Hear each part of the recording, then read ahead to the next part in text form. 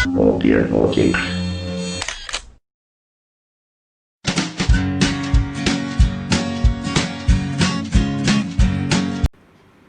Good morning friends and all my dear students, I am Ankit Sharma from Kotil academy Rajwada branch के YouTube channel में आप सभी का स्वागत करता हूं।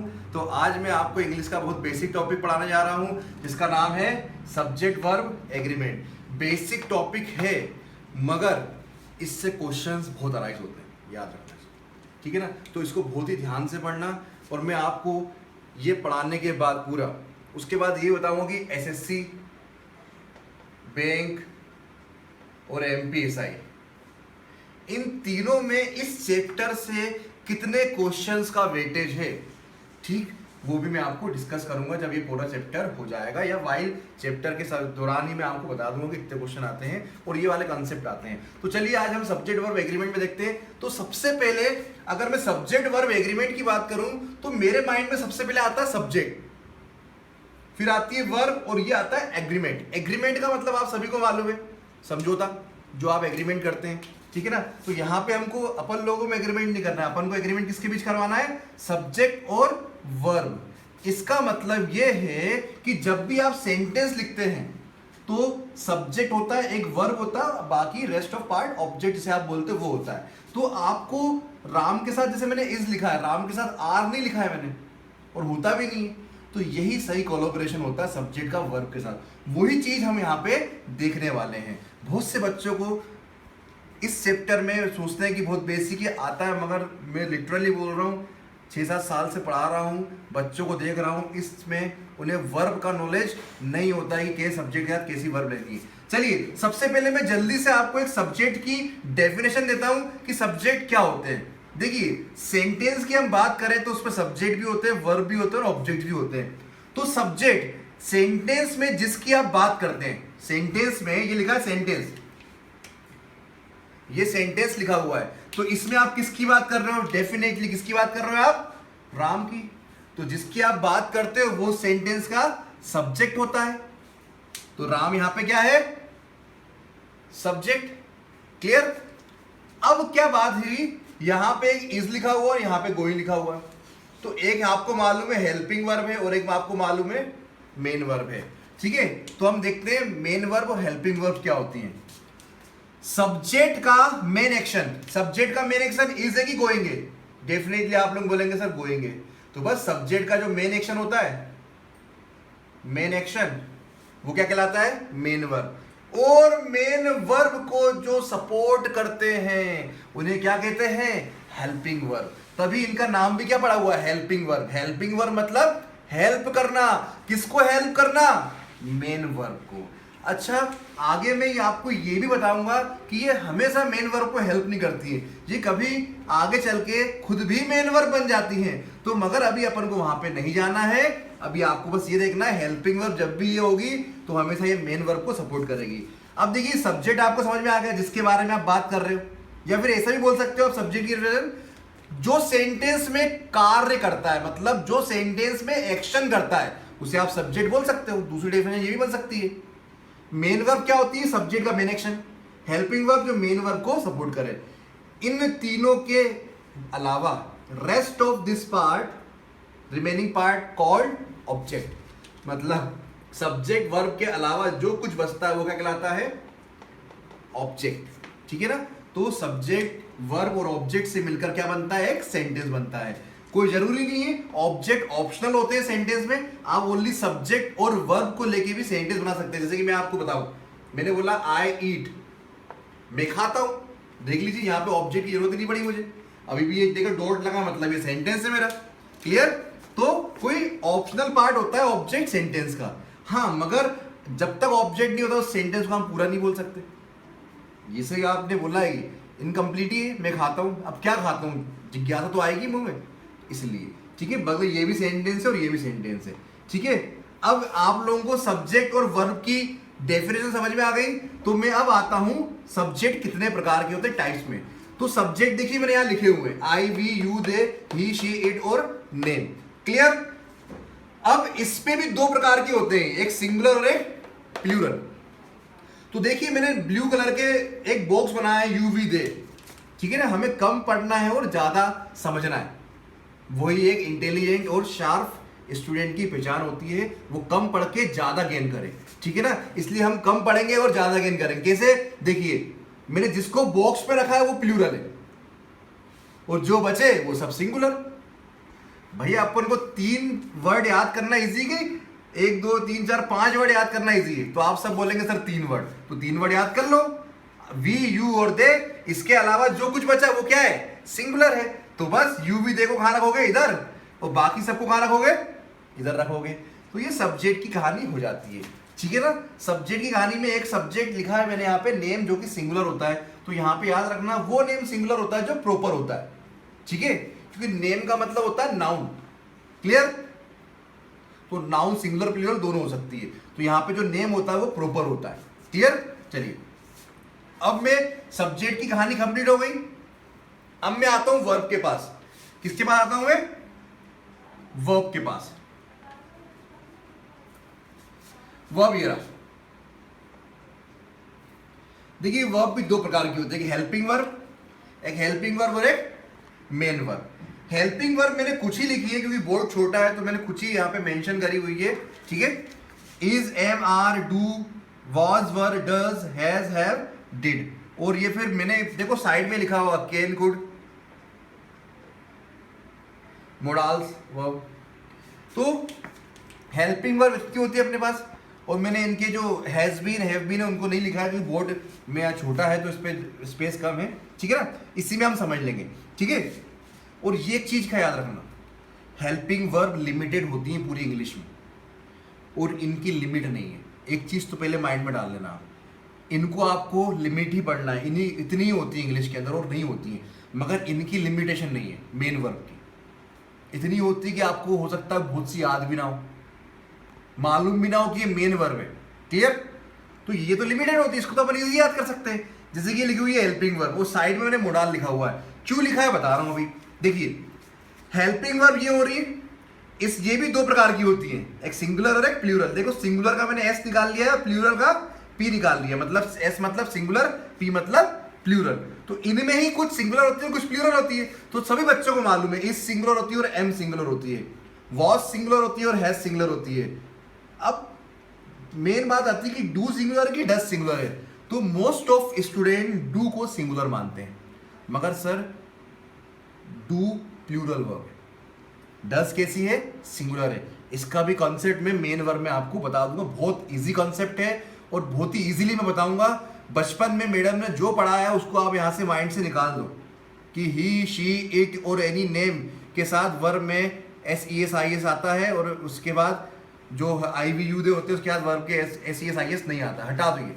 उससे भी इजी कॉन्सेप्ट मैं आपको देने वाला हूं, अभी देखना। तो सिंगुलर को आप यहां लिख देंगे, वो बची जो है वो किधर आएंगी? प्लूरल। तो देखिए, मैंने डिड को गोला करा और SP लिखा है। SP मतलब सुपरिटेंडेंट पुलिस, वो नहीं है, वो मत समझना। SP का मतलब है यहाँ पे सिंगुलर प्लूरल बोथ। मतलब डिड ऐसी हेल्पिंग वर्ब है जो सिंगुलर और प्लूरल दोनों है। ऐसी इधर में मोडाल्स को भी क्या कर रहा हूं? SP कर रहा हूं। SP मतलब मोडाल जितनी भी वर्ब हैं वो भी सिंगुलर और प्लूरल दोनों हुए। ठीक है ना, मतलब क्या है कि सिंगुलर सब्जेक्ट के साथ भी मैं कोई सी भी मोडाल का यूज कर सकता हूं, और प्लूरल सब्जेक्ट के साथ भी मैं कोई सी मोडाल्स का यूज कर सकता हूं। ऐसी एक और वर्ब है यहाँ पे, इधर लिख देता हूं मैं, हैड, हेल्पिंग वर्ब है। तो ये भी SP है। क्या है ये? SP का मतलब सिंगुलर प्लूरल बोथ, मतलब सिंगुलर सब्जेक्ट के साथ भी लगा सकता हूं और प्लूरल सब्जेक्ट के साथ भी लगा सकता हूं। अब मेन चीज आई है मेन वर्ब। आपको एक मैंने बता ही दिया मेन वर्ब होती क्या है, आपको बता चुका हूं मेन वर्ब होती क्या है। कुछ मेन वर्ब लिखी है मैंने, अनलिमिटेड है, मगर मैंने वो वाली लिखी जो आप डेली रूटीन में देखते हैं, जो डेली रूटीन में आप करते हैं। क्या करते हो आप डेली रूटीन में? सर मैं सुबह उठता हूं, फिर मैं ब्रेकफास्ट करता हूं, फिर मैं टीवी देखता हूं, है ना, फिर मैं लंच करता हूं, फिर मैं घूमने निकल जाता हूं, फिर मैं मोबाइल चलाता हूं, चैट करता हूं। तो ये सब आप कर तो रहे, ये सब main verb. Get up, walk, go, come, watch. अभी आप जैसे मेरा वीडियो वॉच कर रहे होंगे, तो वॉच भी क्या है? मेन वर्ब है। तो मैंने बताया ना, मेन एक्शन आप जो भी मेन एक्शन कर रहे हैं घर बैठे बैठे आज लॉकडाउन में, वो सब क्या है, मेन वर्ब है। जो स्लीप भी कर रहे हो, ज्यादा कर रहे हो आई थिंक आज की डेट में, है ना, तो वो भी मेन वर्ब है, ठीक है ना। फोन में बातें कर रहे हो, टॉक कर रहे हो अपने क्लोज फ्रेंड से, तो वो भी क्या है, मेन वर्ब है। तो मैंने कुछ ही लिखी, टॉक, वॉक, ईट, गो। ईट भी करते हैं बट वो ज्यादा ही कर रहे हैं आज की डेट में, मेरी भी आजकल ज्यादा ईट हो रही है, तो मैं भी सेहत पे ध्यान दे रहा हूँ, तो आप लोग भी सेहत पे ध्यान दें, एक्सरसाइज भी करें, ठीक है ना। और ये गो और ये कम, कुछ लिमिटेड लिखिए, बहुत सारी होती है, मैंने अभी बताया लिमिटेशन नहीं है इसकी, क्लियर। चलिए अब मुद्दा यहाँ है, जैसे हेल्पिंग वर्ब दो प्रकार की है मैंने बताया, जैसे सिंगुलर प्लूरल, इसी मेन वर्ब भी दो प्रकार की होती है। तो मैं आपसे जानना चाहूंगा ये जो वर्ब लिखी है इनमें सिंगुलर कौन सी है और प्लूरल कौन सी है। तो आप बोलोगे गो सिंगुलर है, ये सब सिंगुलर है। ज्यादातर स्टूडेंट इन सब वर्ब को सिंगुलर बोलते हैं। ये मेरा 6 से 7 साल का एक्सपीरियंस है, अच्छे अच्छे बच्चों को पढ़ाया है मैंने। कुछ बच्चों का बेसिक अच्छा होता है, उनको नॉलेज होता है, तो जो भी सोच रहे हैं सब सिंगुलर है, तो बिल्कुल गलत सोच रहे हैं, ये सब प्लूरल है। दिखने में लग रही है सिंगुलर, ठीक है, तो ये सब प्लूरल वर्ब है। अब सर सिंगुलर कैसे होती है, हमने तो कभी देखा ही नहीं, अब दिखाते हैं।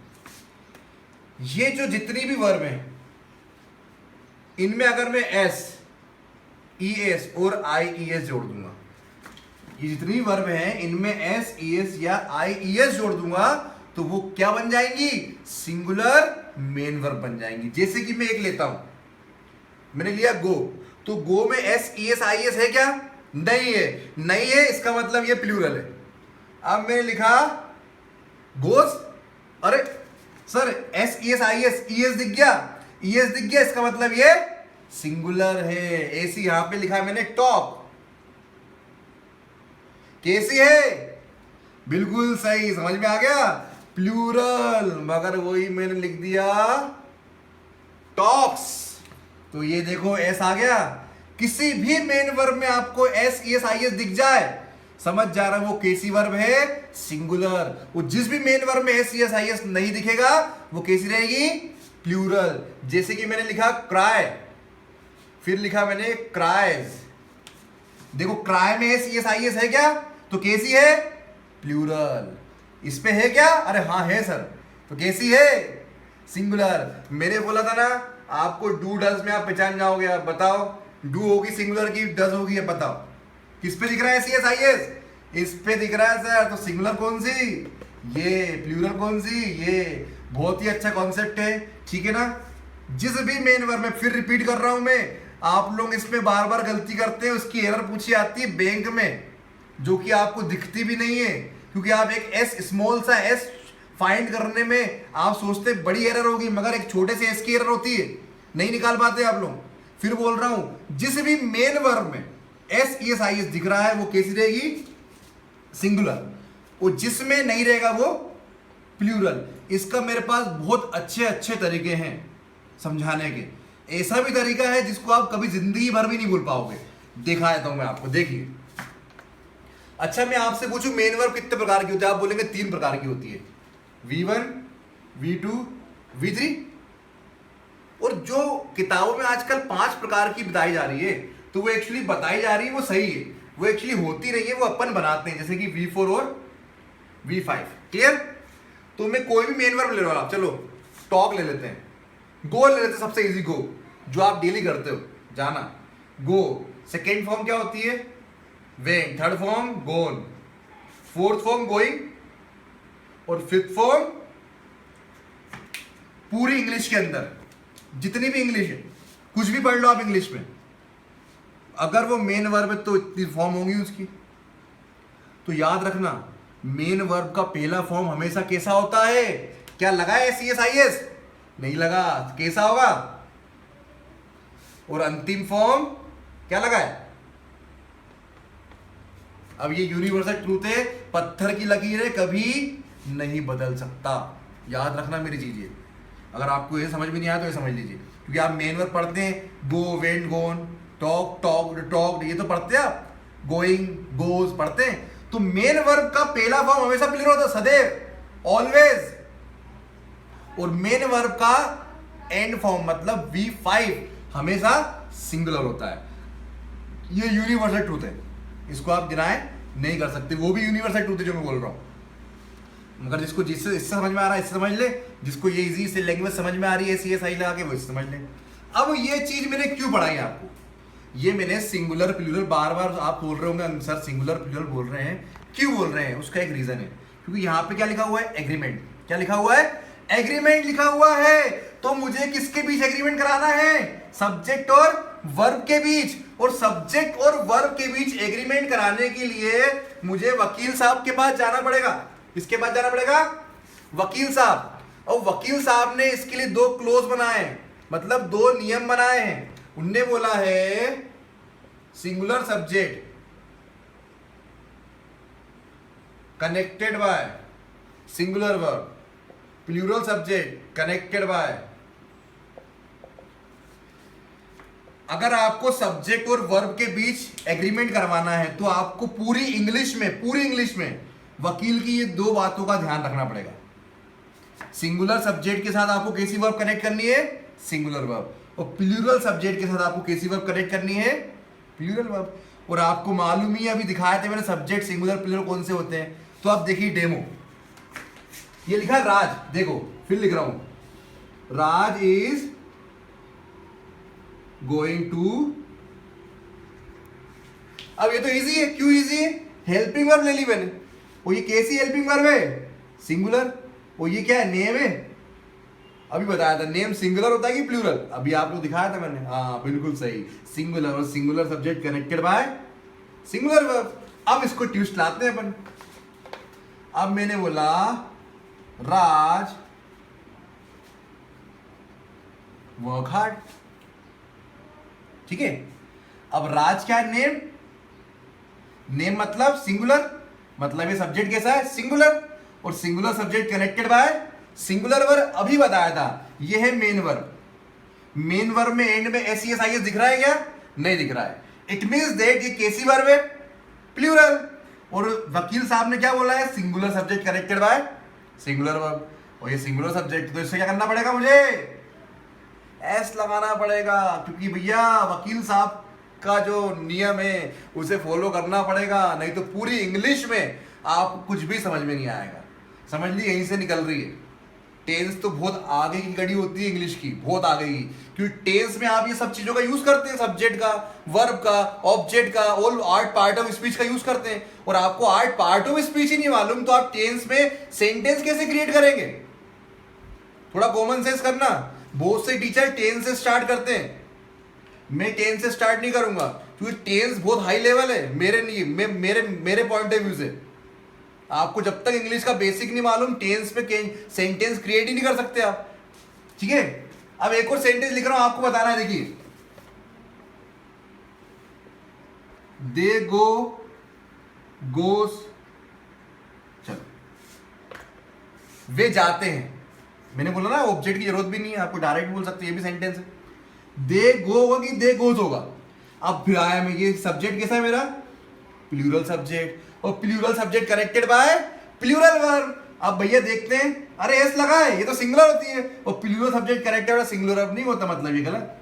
जोड़ी किसके साथ बैठेगी, plural subject connected by plural verb. और प्लूरल मेन वर्ब क्या होती है, इसके एंड में SES नहीं आता। अब ये एक क्वेश्चन लिख रहा हूं, आपको सॉल्व करना है और राजवाड़ा के YouTube चैनल में कमेंट करना है। इसका आंसर मुझे आपको बताना है, आप लोगों को मुझे बताना है, ठीक है ना। मैं आप लोग जब मुझे क्वेश्चन करेंगे तो मैं आपको बाद में बताऊंगा। मेरा क्वेश्चन है, आई गो टू स्कूल। ये सेंटेंस सही है कि गलत है। और हाँ, सब बच्चे मुझे मालूम है, सब बोलेंगे सही है, मगर रीजन बताना पड़ेगा आपको, क्योंकि आप बचपन से सुनते आ रहे हैं। क्योंकि अभी मैंने बताया singular subject connected by singular verb, है ना। मगर ये सिंगुलर सब्जेक्ट और ये वर्ब कैसी है, प्लूरल। अरे सर, जो आपने नियम बताया था, आप बोल रहे थे पूरी इंग्लिश में यूनिवर्सल ट्रूथ है, आप ही ने गलत कर दिया। तो सर ये एक्सेप्शन है, तो इसका आंसर आपको मुझे कमेंट बॉक्स पे डालना है विद रीजन, और फिर बाद में मैं आपको एक्सप्लेन करूंगा ही, ठीक है।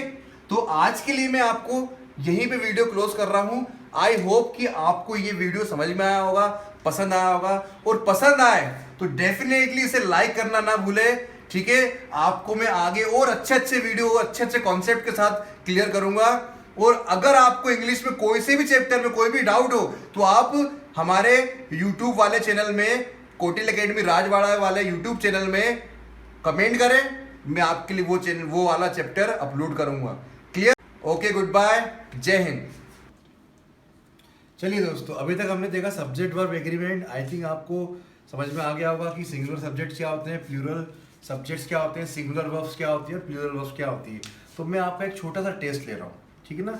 ये मेरी तसल्ली के लिए है कि आप लोगों ने सीखा है कि नहीं सीखा है, ठीक है ना। मैंने कुछ सेंटेंस लिखे हैं यहाँ पे, ठीक है, आपको बताना है कि ये सही है कि गलत है। चलिए, पहला सेंटेंस देखते हैं। People strike on the road.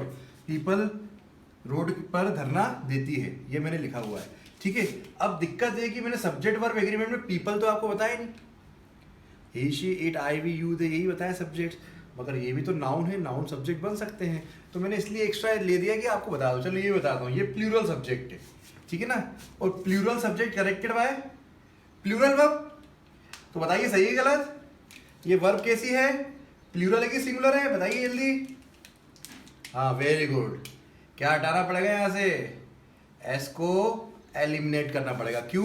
क्योंकि plural subject connected by plural verb. और प्लूरल मेन वर्ब वे वर्ब होती हैं जिनके एंड में एस इस आइस का प्रयोग नहीं किया जाता। क्लियर? तो सही सेंटेंस क्या होगा? People strike on the road.